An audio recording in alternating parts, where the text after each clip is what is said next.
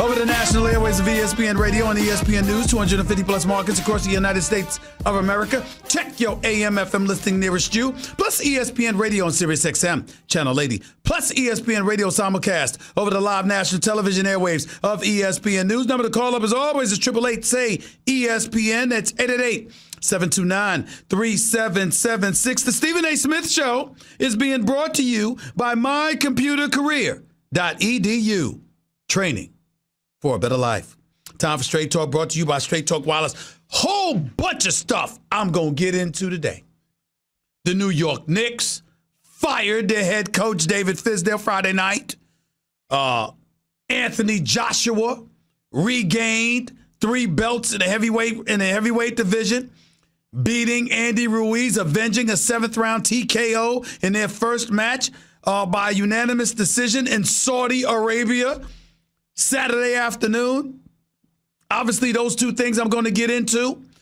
Anthony Davis dropping 50 for the Los Angeles Lakers last night against Minnesota at the Staples Center.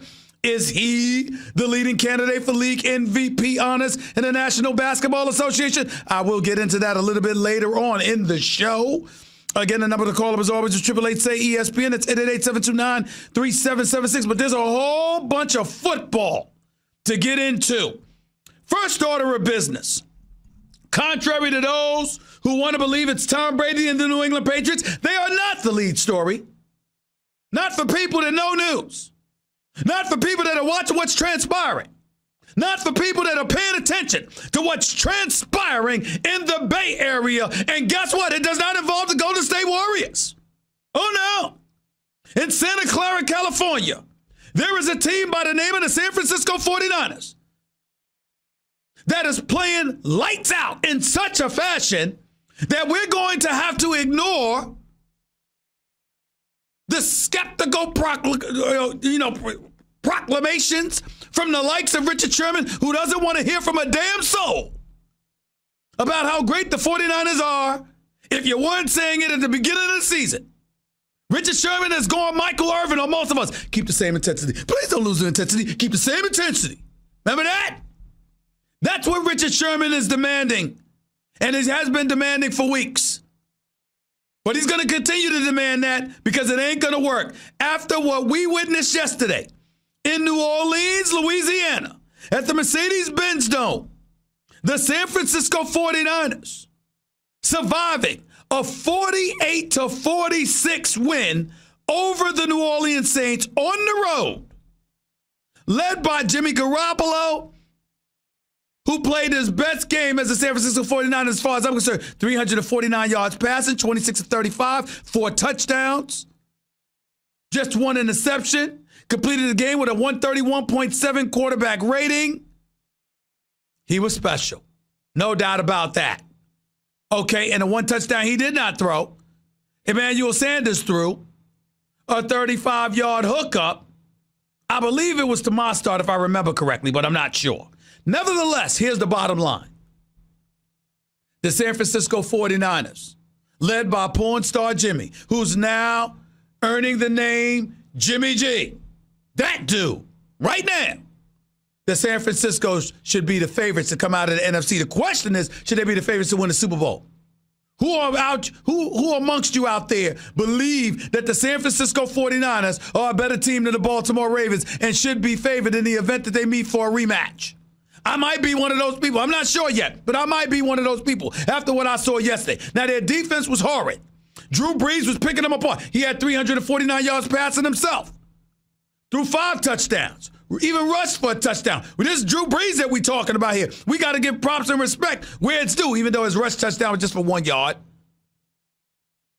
Bottom line is, Drew Brees was flat out balling. Flat out balling. No real running game to speak of, even though Latavius Murray had 69 yards and just 7 carries. Michael Thomas being an all-world wide receiver that he is, courtesy of signing for $20 million a year just a few months ago, 11 receptions for 134 yards.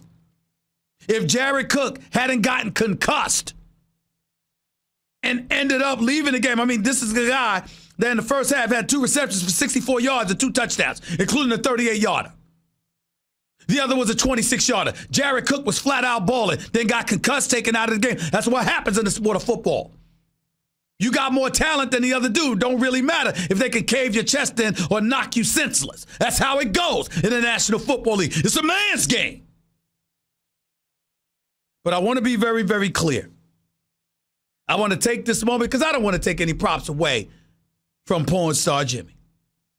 He was something special. There is no denying that. We can't deny it.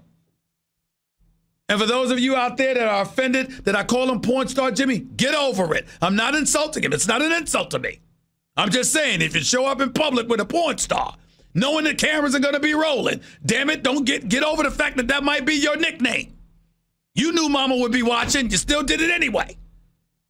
But that don't take away from you as a human being. Doesn't take away from your greatness as a quarterback. Doesn't take away from the level of productivity that you're putting out there for the San Francisco 49ers on a day in or a week in, week out basis. The dude's completing nearly 70% of his passes. Jimmy G has been flat out balling. We got to give credit where credit is due. I thought the touchdown pass to Emmanuel Sanders, that should have been intercepted. That was just a Hail Mary as far as I was concerned. But damn it was completed to Emmanuel Sanders for 75 yards. That was a touchdown. Got to give Jimmy G credit for that. Again, 69.5% of his passes completed, 3,245 yards passing, 25 touchdowns, just 11 interceptions, a 103.9 quarterback rating. I got to give credit where credit is due. Jimmy G is balling. Now, what I have been saying for weeks, not giving a damn about the fact that his quarterback rating has been about 110 over the last 8 weeks or so. I'm saying, look, when you think about the San Francisco 49ers, the first thing you think about is their defense. Primarily their pass rush. Second thing you think about is their number one or number two rushing attack. Third thing you think about is the play calling of Kyle Shanahan. Fourth thing you think about is Kittle, who might be the best tight end in football. Because he's just as gifted as Travis Kelce, but he blocks better. But I love my brother, Travis Kelce, now. And then we got that situation with Deebo Samuels.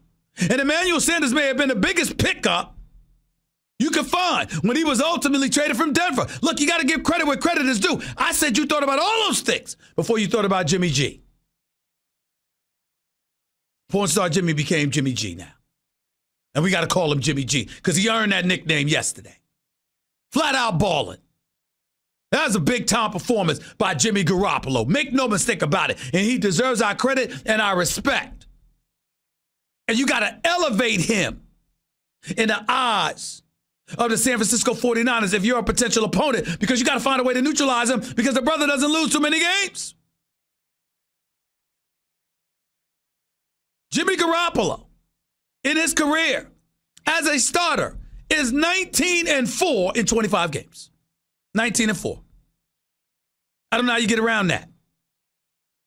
2-0 with New England, 17-4 with San Francisco. He's 19-4 overall as a starter in the National Football League. I can't ignore that. Can't ignore the job John Lynch is doing. Can't ignore the job that Kyle Shanahan is doing. Can't just forget and engage in selective amnesia, forgetting that the two-time Super Bowl champion that is Mike Shanahan is the proud papa of Kyle Shanahan. Now, we could point to nepotism all we want to, because certainly there's a plethora of people that don't get those opportunities in the National Football League, but it doesn't take away from the greatness of Mike Shanahan that was.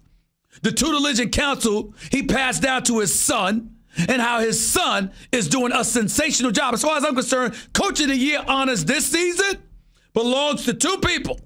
Mike Tomlin in Pittsburgh, Kyle Shanahan in San Francisco. You could go to Baltimore Ravens route if you want to with John Harbaugh this year. But I think that's taken care of with Lamar Jackson getting league MVP honors, which I believe he will get. And speaking of league MVP honors, as it pertains to Lamar Jackson, let me be very, very clear as to why I think the race is over. I don't think Russell Wilson's going to catch him. I don't think Patrick Mahomes is going to catch him. I don't think Aaron Rodgers is going to catch him. I'm going to tell you why. Lamar Jackson, over the last 5 games, has not even thrown for 250 yards. Over the last 3 games, he hasn't even thrown for 200 yards. But he's still the leading candidate, according to Vegas odds, to capture league MVP honors. Why is that?